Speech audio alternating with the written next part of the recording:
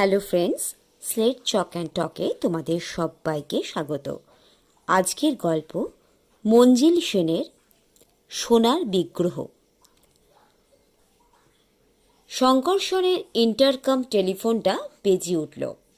Receiver কানে তুলে ও বলল, ইয়েস। ইন্স্যুরেন্স কোম্পানি থেকে মিস্টার তরফদার এসেছেন। মহিলা রিসেপশনিস্ট কাম টেলিফোন অপারেটরের সুরেলা কণ্ঠ ভেসে এলো। অ্যাপয়েন্টমেন্ট ছিল।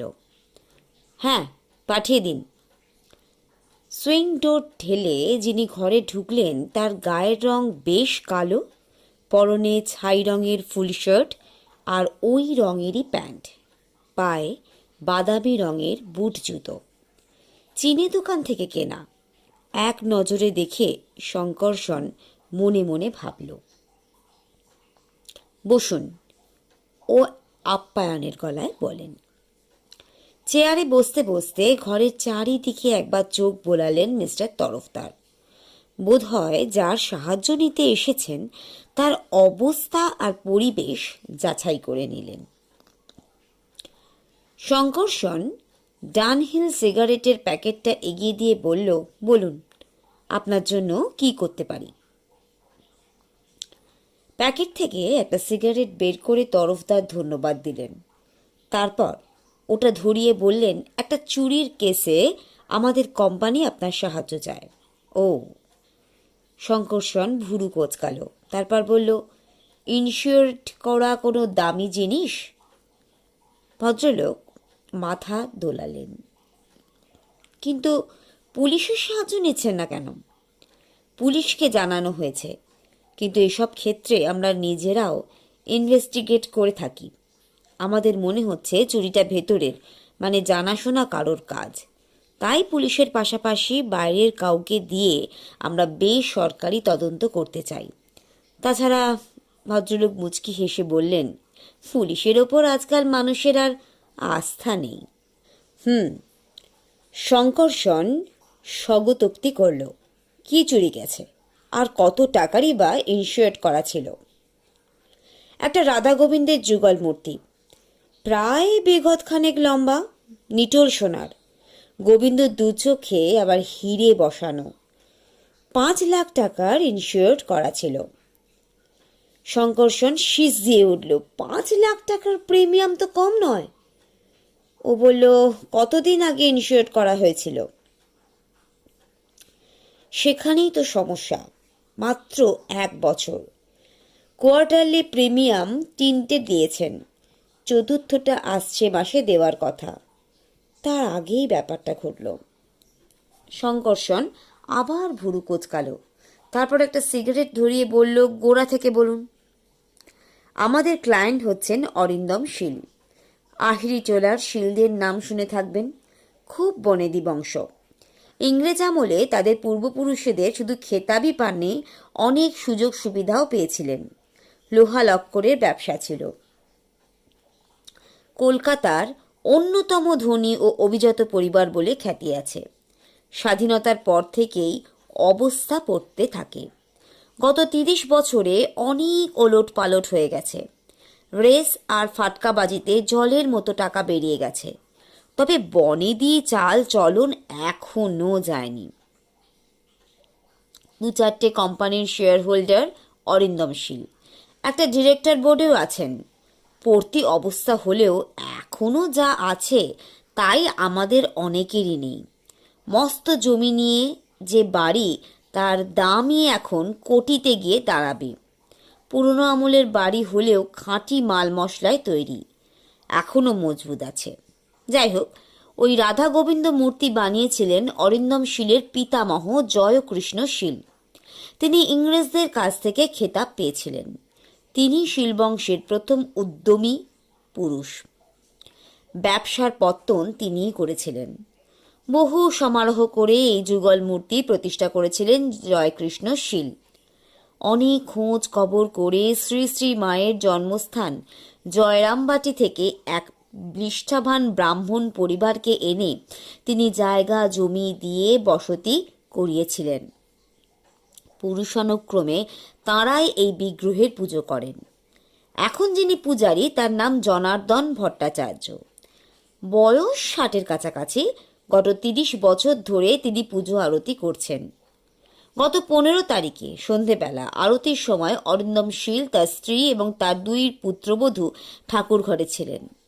জনার্দন ভট্টাচার্য যথারীতি আরতি করছিলেন। অরিন্দম শীলের হঠাৎ কেমন যেন খটকা লাগলো। তিনি পণ্ডিত মশাইকে বিগ্রহ ভালো করে দেখতে বললেন।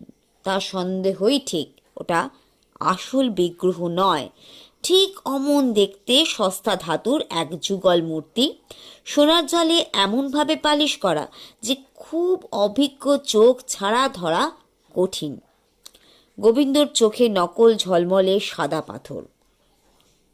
শঙ্কর্ষণ বাধা দিয়ে বলল, এটাও হতে পারে যে 15 তারিখে ধরা পড়লেও এই অদল বদলের ব্যাপারটা কয়েকদিন আগেই ঘটেছে, কেউ খেয়াল করেননি। তা হতে পারে, তরফদার স্বীকার করলেন। পুরোহিত যখন পুজো ও আরতি করেন তখন বাড়ির লোক মানে কেউ না কেউ কি সেখানে থাকেন? তাই তো শুনেছি। 15 তারিখে আরতির সময় অরিন্দম শীল, তার স্ত্রী আর 2 পুত্রবধূ ঘরে ছিলেন বললেন। রোজই কি তারা থাকেন? না, সেদিন রাস পূর্ণিমার উৎসব ছিল। তবে অন্যদিন কে থাকেন পূজা বা আরতির সময়? সাধারণত অরিন্দম শীলের স্ত্রী থাকেন, পুত্রবধূরা কাজকর্মে ব্যস্ত থাকেন। তবে তিনি কিছুদিন ধরে অসুস্থ, বাতের ব্যথায় ভুগছেন, বেশি হাঁটাচলা করতে পারেন না, তাই রোজ থাকতে পারেন না।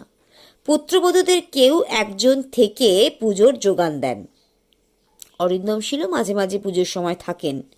শুনেছি সন্ধ্যাবেলা আরতির সময় খুব জরুরি দরকার না থাকলে তিনি ঠাকুরঘর থেকে নড়েন না। ঠাকুরমশাইয়ের আরতির সময় কেউ কি ওকে একা রেখে 2-5 মিনিটের জন্য বাইরে যান? ধরুন কিছু আনতে? তা ঠিক বলতে পারবো না, তরফদার বললেন। আমার মনে হয় আপনি তদন্তের ভার নিলে সব প্রশ্নের উত্তর পেয়ে যাবেন। পুলিশ ঠাকুরমশাইকেই সন্দেহ করছে, তার বাড়িতেও সার্চ হয়েছে, তিনি এখন জামিনে আছেন। অরিন্দম শীল অবশ্যই বলেছেন ঠাকুরমশাই দীর্ঘকাল পুজো অর্চনা করেছেন, ধার্মিক এবং সৎ, তাকে তিনি সন্দেহ করেন না। কিন্তু মানুষ অবস্থার বিপাকে কখন কি করে বসে তাকে কেউ বলতে পারে? অবস্থার বিপাকে বলছেন কেন? শঙ্কর্ষণ আবার ভুরু কোঁচকাল। ঠাকুরমশাইয়ের একমাত্র ছেলে একটা সওদাগরি অফিসে কাজ করত। আজ 1 বছর হলো সেখানে লক আউট চলছে। ঠাকুরমশাই ছেলের বিয়ে দিয়েছিলেন, 2টি নাতনিও আছে। খুব টানাটানি পড়েছেন। শিলবাড়িতে পুজো করে যা পান তাতে তো আর গোটা সংসারের সারা বছর চলে না। আই সি, শঙ্কর্ষণ বলল। ভালো কথা, তরফদার বললেন। আপনি যদি আসল মূর্তি উদ্ধার করতে পারেন তবে কোম্পানি থেকে আপনাকে 10,000 টাকা পারিশ্রমিক দেয়া হবে। এই নিন কোম্পানির লিখিত চুক্তি। পোর্টফোলিও থেকে টাইপ করা একটা কাগজ বের করে তিনি শঙ্কর্ষণের হাতে দিলেন। কাগজটায় চোখ বুলিয়ে শঙ্কর্ষণ বলল, কিন্তু এ ব্যাপারে শিলবাড়ির পূর্ণ সহযোগিতা আমার চাই। অরিন্দম শীল আমার তদন্তে বাধা দেবেন না তো? না, তাকে বলা হয়েছে তার ক্লেম অ্যাডমিট করার আগে আমরা ভালো করে তদন্ত করে দেখব। 5 লাখ টাকা, চারটিখানি কথা নয়। ভদ্রলোক সব রকম সহযোগিতার প্রতিশ্রুতি দিয়েছেন। ঠিক আছে, কেসটা আমি গ্রহণ করলাম, শঙ্কর্ষণ বলল। আহিরিটোলার শীলদের বাড়ি সত্যিই দেখার মতো। আগেকার দিনের ধনী পুরুষদের চকমিলান প্রকাণ্ড দালান বাড়ি, নাট মন্দির, আস্তাবল সবই আছে, তবে সেই জৌলুস নেই। আস্তাবল ফাঁকা। অরিন্দম শীলের আমলেই সব বিক্রি হয়ে গেছে। বিরাট বিরাট খিলান, মার্বেল পাথরের মেঝে, চওড়া দেওয়ালের গাঁথুনি, অনেক ঘর, কিন্তু প্রকাণ্ড বাড়ি এখন মস্ত বোঝা হয়ে দাঁড়িয়েছে। শঙ্কর্ষণ সকালের দিকেই গিয়েছিল। অরিন্দম শীল ততক্ষণে স্নান সেরে ফেলেছেন। গৌরবর্ণ চেহারা, বয়সে 60 পেরিয়েছে, পরনে পট্ট বস্ত্র, সাদা শাল। তিনি ঠাকুরঘরে যাবার উদ্যোগ করছিলেন। ঠাকুরমশাই এসে গেছেন। শঙ্কর্ষণের প্রশ্নের জবাবে তিনি জানালেন জনার্দন ভট্টাচার্যই পুজো করেন। সেদিন হঠাৎ কেন আপনার সন্দেহ হলো বিগ্রহ বদল হয়েছে? শঙ্কর্ষণ জিজ্ঞেস করল।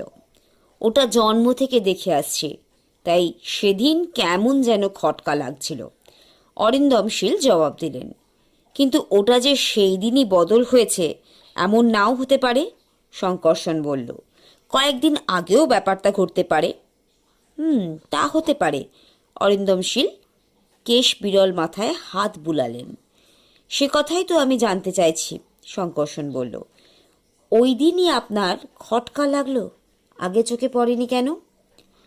অরিন্দমশীল এক মুহূর্ত শঙ্কর্ষণের মুখের দিকে তাকিয়ে বললেন, হয়তো খেয়াল করিনি। তবে সেদিন রাস পূর্ণিমা ছিল, সন্ধেবেলা আলো দিয়ে সাজানো হয়েছিল বিগ্রহ, তাই চোখে পড়েছিল বোধ হয়। তাছাড়া আগেই যে ওটা বদল হয়েছিল সেটা তো আপনার অনুমান, সেদিন সকালেও তো ঘটতে পারে। তা ঠিক, শঙ্কর্ষণ বলল। ওই দিন সকালবেলা পুজোর সময় ঠাকুর ঘরে কে ছিলেন? আমার ছোট পুত্রবধূ। আমাকে সেদিন সকালেই বেরোতে হয়েছিল। তার সাথে একবার কথা বলতে চাই। হ্যাঁ, শুধু ওর সাথে নয়, এই বাড়ির সকলের সঙ্গেই আমি কথা বলবো। দয়া করে তার ব্যবস্থা করে দিন। ঠিক আছে, অরিন্দমশীল আশ্বাস দিলেন। ছোট পুত্রবধূর নাম ঈপ্সিতা। শীলদের বনেদি পরিবার, আর সেই সূত্রে রক্ষণশীল বলেও পরিচিত ছিল। কিন্তু ঈপ্সিতা তার ব্যতিক্রম। চুল ছোট করে কাটা, ভুরু প্লাক করা, বেশভূষায় আধুনিকতার ছাপ, মুখে প্রসাধনের চিহ্ন স্পষ্ট। বসবার ঘরে কথা হচ্ছিল। শঙ্কর্ষণ বলল, 15 তারিখে সন্ধেবেলা আপনাদের বিগ্রহ বদলের ব্যাপারটা ধরা পড়ল। সেদিন সকালবেলা আপনি পুজোর ঘরে ছিলেন, ঠাকুর মহাশয়ের পুজোর জোগাড় দিচ্ছিলেন, তাই তো? ঈপ্সিতা সম্মত হলো। আপনি কি সব সময় ঘরে ছিলেন? মানে একবারও ঘরের বাইরে যাননি? মিনিট 5 জন্য একবার আমার শোবার ঘরে গিয়েছিলাম, ঈপ্সিতা জবাব দিল। ও, চন্দন ঘষতে ঘষতে মনে পড়েছিল আলমারিটা খুলেছিলাম, বন্ধ করা হয়নি। এর আগে কোনোদিন অমন ঘটনা ঘটেনি? আলমারি না হোক অন্য কোনো কারণে ঠাকুরঘর ছেড়ে কিছুক্ষণের জন্য বাইরে গিয়েছেন। তা হতে পারে। আমরা তো আর আগে কখনো ঠাকুরমশাইকে সন্দেহ করিনি। এখন করেন? ঈপ্সিতা কণ্ঠে বিস্ময় নিয়ে বললেন, করব না? উনি ছাড়া আর কে সরাতে পারে ওটি? উনি অনেক বছর ধরে পুজো করছেন, আগে কখনো অবিশ্বাসের কাজ করেননি তো। মানুষের স্বভাব বদলাতে কতক্ষণ। ঈপ্সিতা বলল, লোভ মুনি ঋষিদেরও মতিভ্রম করে। আপনার বড় যাকে এবার ডেকে পাঠান। অরিন্দমশীলের বড় পুত্রবধূ কিন্তু রক্ষণশীল ঘরের বধূ হওয়ার উপযুক্ত। হাতির দাঁতের মতো গায়ের রং, পদ্মের পাপড়ির মতো চোখ, ঘন কালো চুল কোমর ছাড়িয়েছে, মাথায় ঘোমটা, কপালে সুন্দর একটা সিঁদুরের টিপ, আর দুপায় আলতা। নামও সাবেকি আমলের, মৃণালিনী। তিনি একা ঘরে এলেন না, একজন দাসীকে সঙ্গে নিয়ে এলেন। শঙ্কর্ষণের প্রশ্নের জবাবে তিনি বললেন, পুজোর আয়োজনের সময় তিনিও 2-1বার দরকারে বাইরে গেছেন। বিগ্রহ বদলের ব্যাপারটা 15 তারিখের আগেও ঘটতে পারে বলে তিনি স্বীকার করেন। ঠাকুরমশাই সম্বন্ধে তিনি বলেন যে তিনি ধার্মিক, সৎ, এই তার ধারণা। অরিন্দমশীলের স্ত্রীর বয়স 50 পেরিয়েছে। বয়সকালে তিনি ছিলেন পরমা সুন্দরী, তা এখনই বোঝা যায়। শঙ্কর্ষণ যেদিন তার সাথে কথা বলল সেদিন তিনি বাতের ব্যথায় কাবু হয়েছিলেন। তিনি কিন্তু 15 তারিখের আগে বিগ্রহ বদল হওয়ার সম্ভাবনা মানতে পারলেন না। অর্থাৎ ঘুরে ফিরে সন্দেহটা ঠাকুর মশাইয়ের ঘাড়েই এসে পড়েছে। বড় ছেলে আনন্দ অরিন্দমশীল যে কোম্পানির ডিরেক্টর, সেখানে অ্যাকাউন্টস অফিসার, আর ছোট ছেলে সুনন্দ এক বেসরকারি সংস্থায় ইঞ্জিনিয়ার। তারা কেউ পারতপক্ষে পুজোর ঘরে পা দেয় না, ধর্মেও তেমন মতিগতি নেই। সব শেষে জনার্দন ভট্টাচার্যের সঙ্গে দেখা করল শঙ্কর্ষণ। উজ্জ্বল গায়ের রং, মাথায় চুল প্রায় সাদা, চোখে মুখে দুশ্চিন্তার ছাপ পড়েছে। তিনি ওর পরিচয় আর উদ্দেশ্য জানতে পেরে হাউ হাউ করে কেঁদে উঠলেন।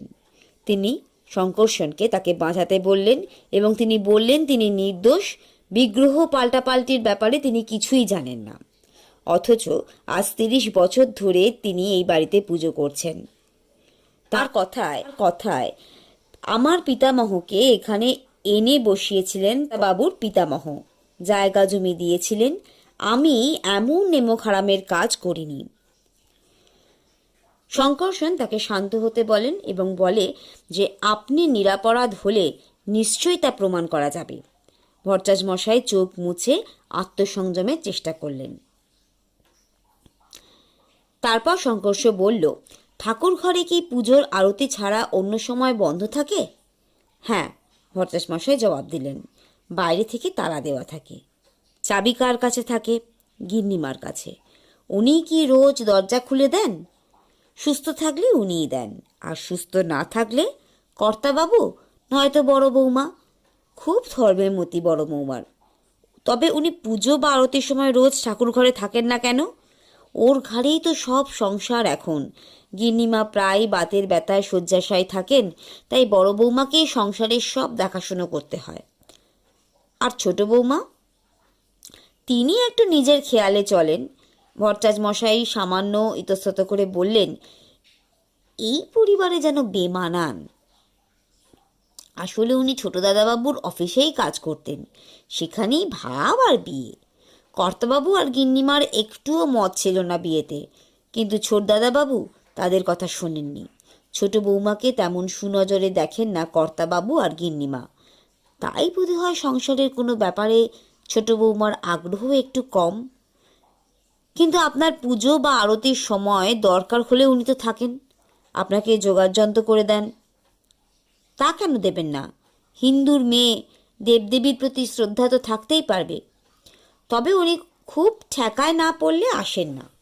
কর্তাবাবুই বেশিক্ষণ সকাল সন্ধে হাজির থাকেন। তিনি আবার বড্ড খুঁতখুঁতে কিনা, আরতিতে একটুও ত্রুটি বরদাস্ত করেন না।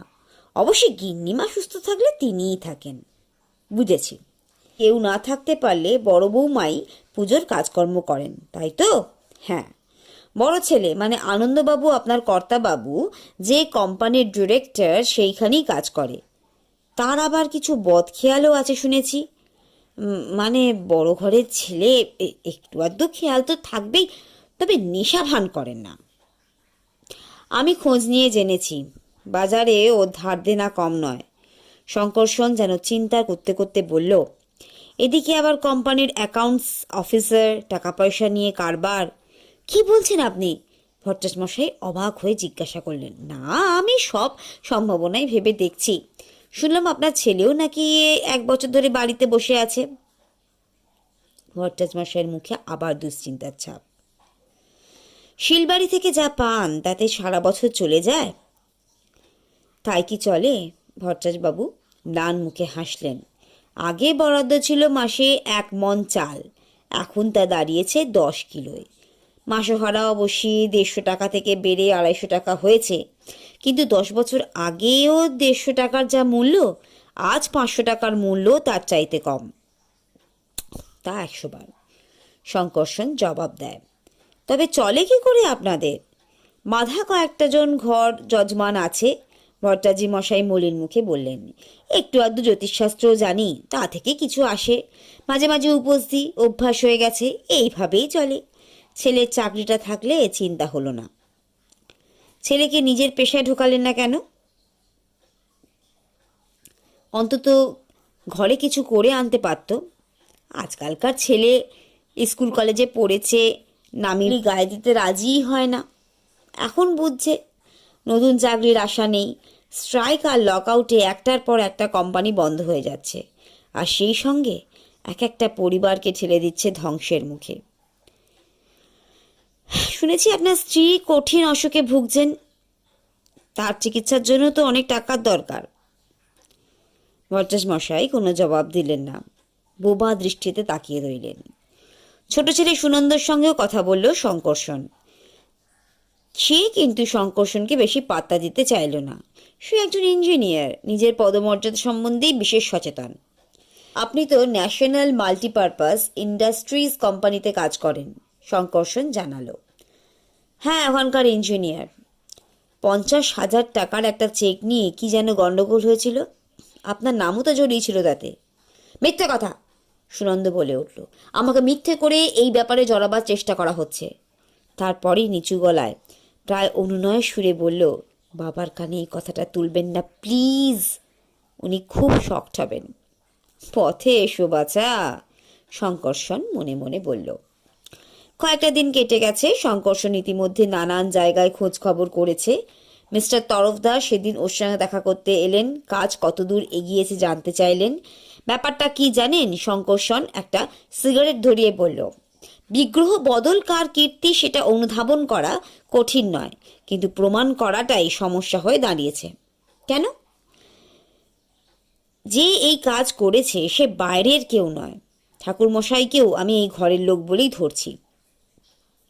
দোতলা তালা বন্ধ ঘর থেকে বাইরের কেউ এসে বিগ্রহ বদল করে যাবে, যাওয়ার সময় আবার দরজার তালাটাও লাগাতে ভুলবে না, এটা বিশ্বাসযোগ্য নয়। তবে আমার বিশ্বাস এত তাড়াতাড়ি এই সোনার বিগ্রহ বিক্রি করার চেষ্টা চোর করবে না, সেটা বুদ্ধিমানের কাজ হবে না। অমন একটা মূল্যবান বিগ্রহ যে কোনো বনেদি বা বিখ্যাত পরিবারের সম্পত্তি কিংবা কোনো দুষ্প্রাপ্য সংগ্রহশালা থেকে সরানো হয়েছে, এই প্রশ্নটাই প্রথমে জাগবে ক্রেতার মনে। কাগজেও এই ঘটনা নিয়ে লেখালেখি হবে। মোটামুটি সবাই, মানে সোনা রূপার কারবারিরাও ব্যাপারটা জেনে গেছে। সুতরাং চোরকে সাবধানী হতে হবে। কিছুদিন গেলে ঘটনা যখন মানুষের মন থেকে মুছে যাবে, তখনই সে তৎপর হবে। অবশ্যই এটা আমার ধারণা। তাই আমার মনে হয় বিগ্রহ এখনো বাড়িতেই আছে, বাইরে পাচার হয়নি। কিন্তু অত বড় বাড়িতে ওটা খুঁজে বের করা অসাধ্য ব্যাপার। তা বটে, তরফদার স্বীকার করলেন। তবে এখন উপায় একটা করতেই হবে, শঙ্কর্ষণ বলল। আমি একটা মতলব ঠাউরেছি। আগামীকাল সন্ধেবেলা আপনি সবাইকে বসার ঘরে হাজির থাকতে বলবেন, ঠাকুরমশাইকেও থাকতে হবে। অরিন্দম শীলকে বলবেন জরুরি দরকার, সবার উপস্থিতি থাকার প্রয়োজন। আপনার কথা উনি ঠেলতে পারবেন না। আপনার নোটের ওপরেই নির্ভর করছে ওর 5 লাখ টাকা।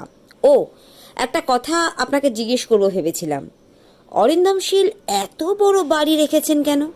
ওটার মেনটেনেন্স খরচ, ট্যাক্স এসব কম নয়।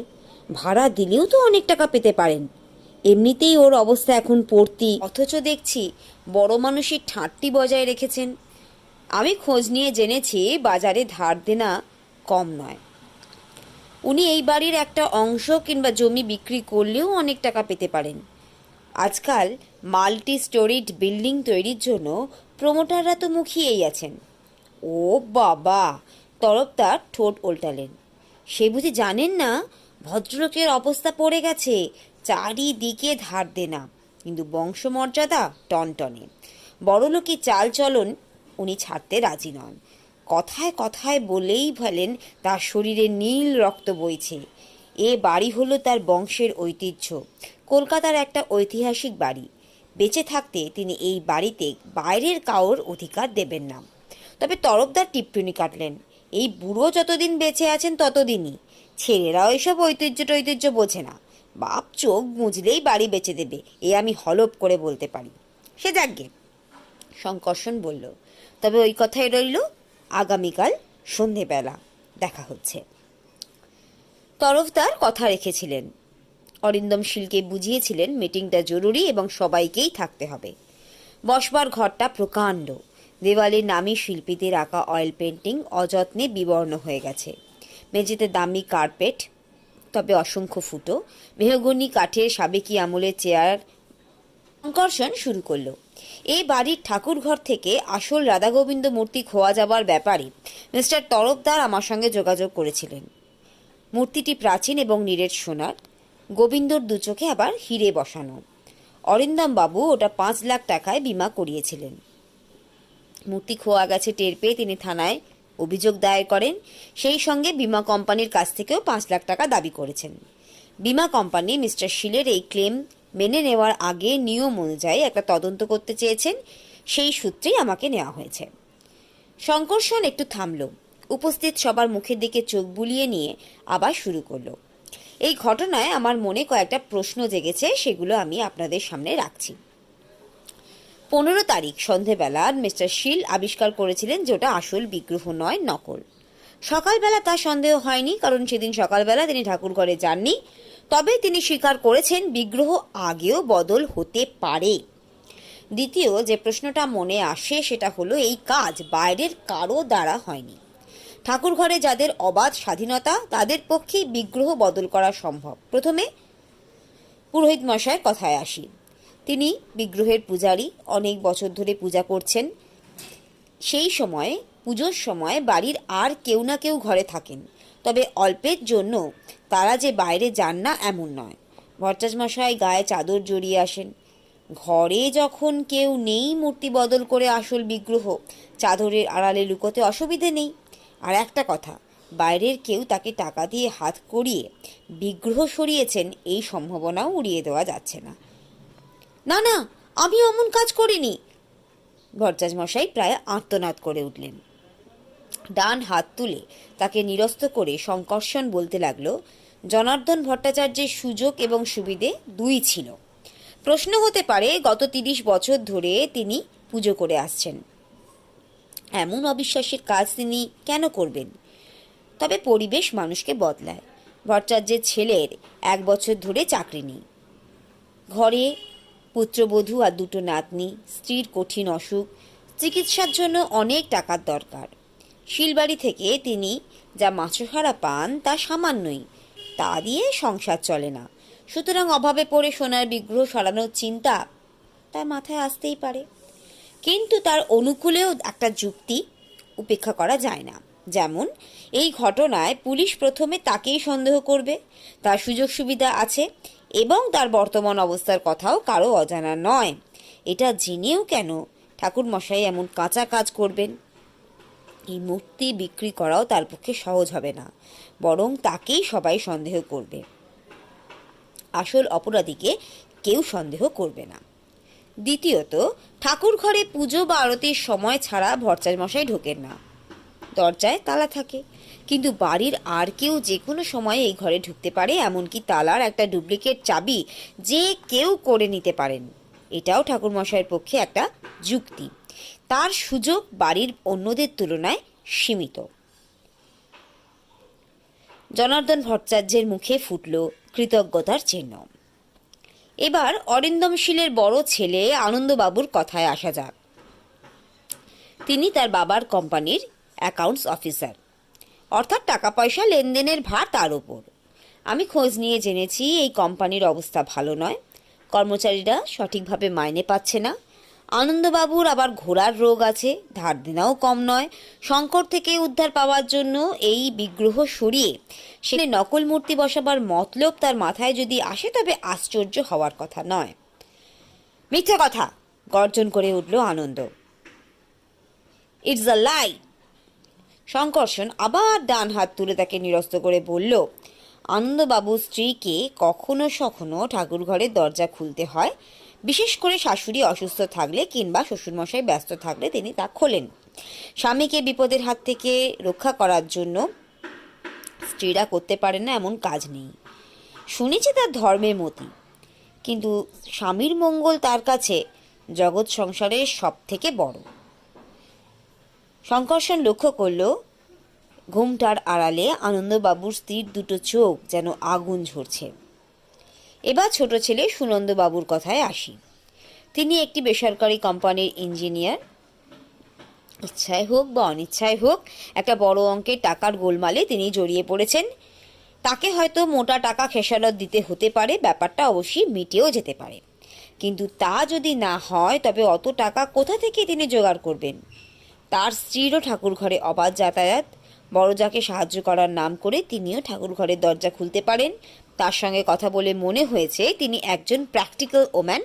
স্বামীকে সাহায্য করার জন্য এই বিগ্রহ সরাতে অনুশোচনা হবে এমন সেন্টিমেন্টাল তিনি নন। ইডিয়েট! তীক্ষ্ণ নারী কণ্ঠে উচ্চারিত কথাটা যেন চাবুকের মতো আছড়ে পড়ল।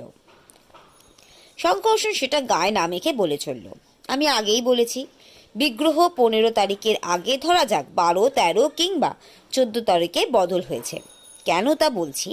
আসল বিগ্রহের একটা রিপ্লিকা বা অবিকল প্রতিমূর্তি দরকার ছিল অপরাধীর। যেহেতু আসল মূর্তি কারিগরকে দেওয়া সম্ভব নয়, নিশ্চয়ই ওটার একটা ছবি কিংবা ফটো থেকে নকল মূর্তিটা বানানো হয়েছে। বাড়ির কারো সাহায্য ছাড়া এটা সম্ভব নয়। নকল মূর্তির ওপর সোনার জল পালিশ করা হয়েছে আর গোবিন্দর দুচোকে বসানো হয়েছে দুটো ঝুটো পাথর, অর্থাৎ হিরে বলে ভুল হয়। এই দুটো কাজই বোধ হয় কোনো জহুরিকে দিয়ে করানো হয়েছে। মূর্তি বদল করা হয়েছে হয়তো 14 কিংবা 13 তারিখে। আনন্দবাবুর স্ত্রী স্বীকার করেছেন পুজোর সময় তিনিও দরকারে দু একবার বাইরে যেতেন কিংবা গেছেন। কিন্তু আমি যদি বলি পুজো বা আরতির সময় মোটেই বিগ্রহ বদল হয়নি, হয়েছে অন্য কোনো সময় যখন কেউ ও ঘরে যায় না। ঘুরে ফিরে সেই একই প্রশ্ন, ঠাকুর ঘরে যেতে বাধা নেই এমন কেউ সেটা সরিয়েছে। দু একদিন তিনি অপেক্ষা করেছেন, আর কারো চোখে এই পাল্টিটা ধরা পড়ে কি না এ ব্যাপারে নিশ্চিত হতে। আসলে বিগ্রহ যে নকল তা চট করে ধরা পড়ুক সেটা তিনি চাননি। শঙ্কর্ষণ চুপ করল। ঘরের মধ্যে অখণ্ড নিস্তব্ধতা। অবশ্যই আমার এই অনুমান ভুলও হতে পারে। শঙ্কর্ষণী নিস্তব্ধতা ভঙ্গ করে বলল, অর্থাৎ বিগ্রহ বদল আগে না হয়ে 15 তারিখেও হতে পারে, এবং তা সকালে পুজোর সময়। সেক্ষেত্রে ভট্টাচার্যমশাই সন্দেহ মুক্ত নন। আবার দুপুরের দিকে সবাই যখন একটু গড়িয়ে নিচ্ছেন তখনও হতে পারে। অবশ্যই বিগ্রহ কবে বা কখন বদল হয়েছে সেটা এখানে গৌণ ব্যাপার। যদি হতো তবে সঠিক দিনক্ষণ মস্ত একটা ফ্যাক্টর হয়ে দাঁড়াতো। একমাত্র পুজো বা আরতির সময় ছাড়া অন্য কোনো সময় বিগ্রহ বদল হয়ে থাকলে ভট্টাচার্যমশাই নির্দোষ। সবার মুখের ওপর আবার চোখ বুলিয়ে শঙ্কর্ষণ বলল, আশা করি বুঝতে পারছেন আপনারা কেউই সন্দেহের বাইরে নন। আর একটা কথা, আমার দৃঢ় বিশ্বাস বিগ্রহ এখনো বাড়িতে আছে, সেটা লুকিয়ে রাখা হয়েছে।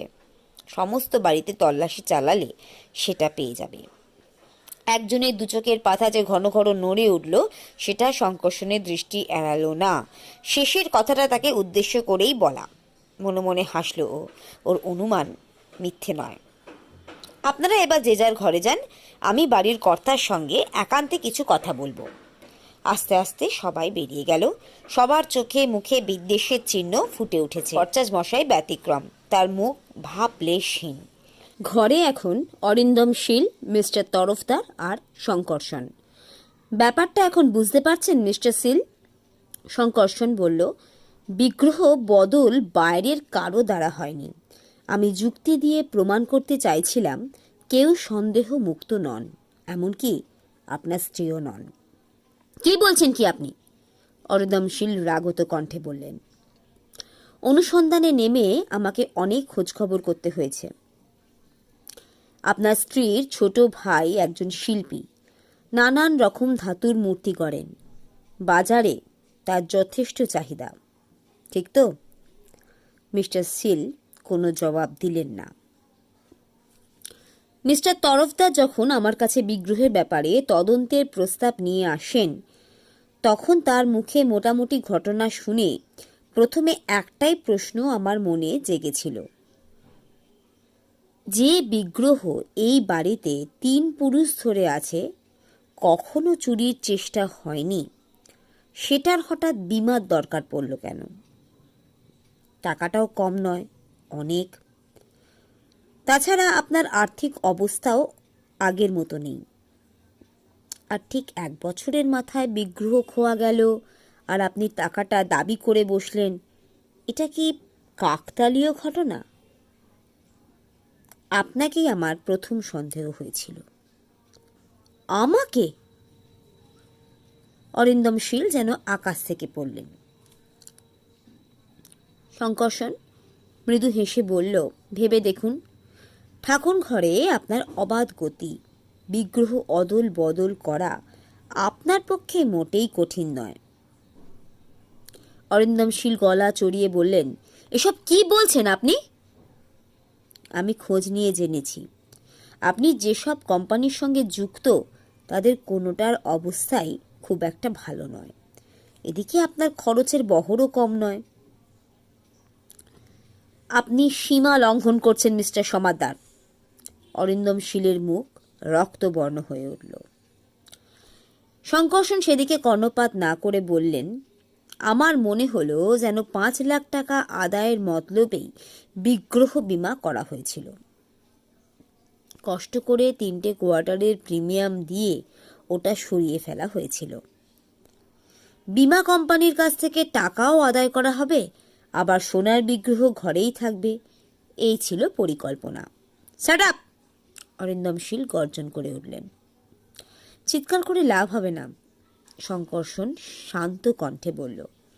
আপনাকে সবার সামনে অপদস্থ করতে চাইনি বলেই আপনার সঙ্গে একান্তে কথা বলছি। আমার মনে এই সন্দেহ জেগেছিল বলে আমি গোটা উত্তর আর মধ্য কলকাতার সমস্ত সোনার দোকান চষে বেরিয়েছি। আমি একটা ব্রোঞ্জের মূর্তি সোনার জলে পালিশ করতে চাই। এ ব্যাপারে তাদের অভিজ্ঞতা আছে কিনা, হালে এমন কাজ তারা করেছে কিনা, কত খরচ পড়বে, এটাই ছিল আমার প্রশ্ন। একটা দোকানে জানতে পারি এ মাসের গোড়ার দিকে একটা রাধা গোবিন্দর মূর্তি তারা সোনার জলে পালিশ করেছে। যিনি এই কাজটি করেছেন তার চেহারার বর্ণনাও আমি পেয়েছি।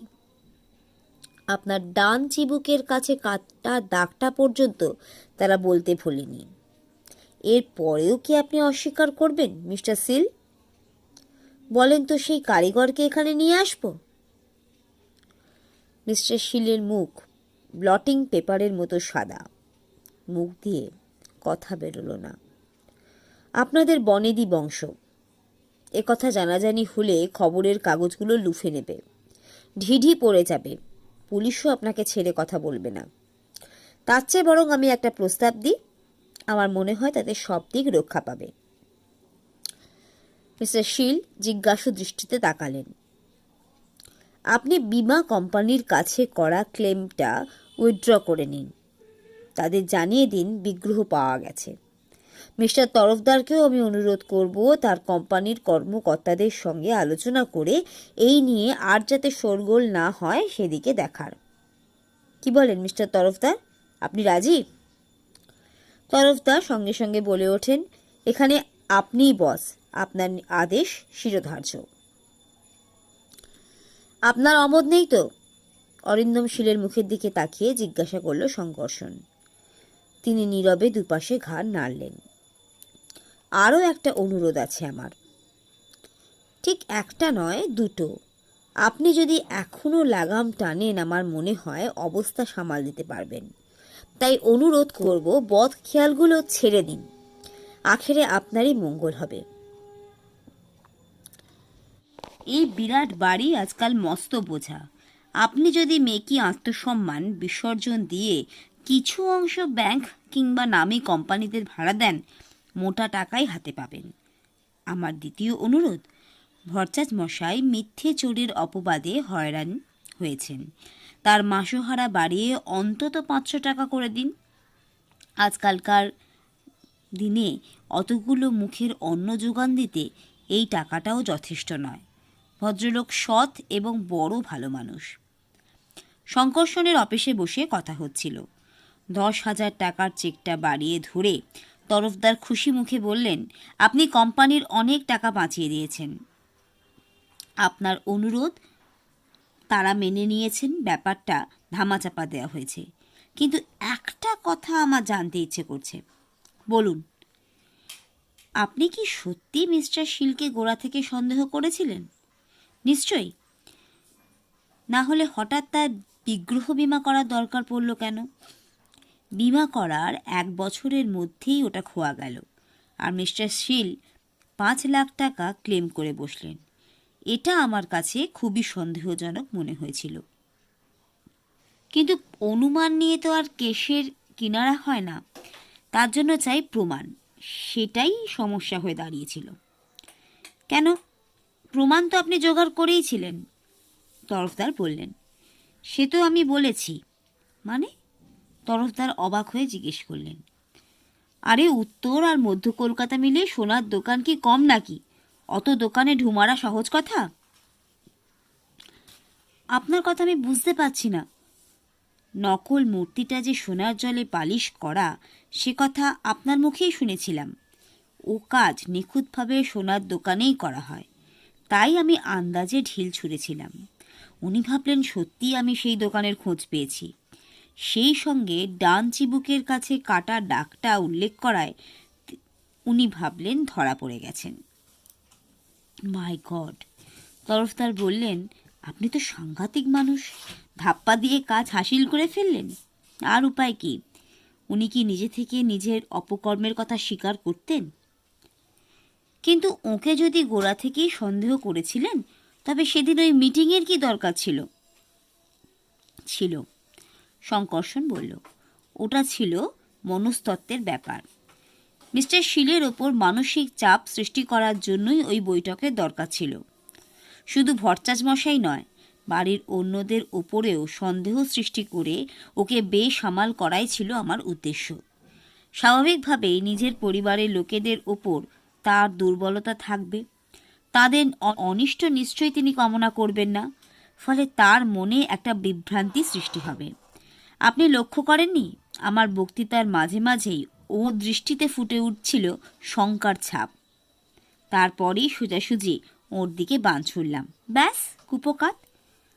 আপনাকে তবে মনস্তত্ত্ব নিয়ে পড়াশোনা করতে হয়েছে? তরফদার পরিহাস তরল কণ্ঠে বললেন। নিশ্চয়ই, শঙ্কর্ষণ জবাব দিল।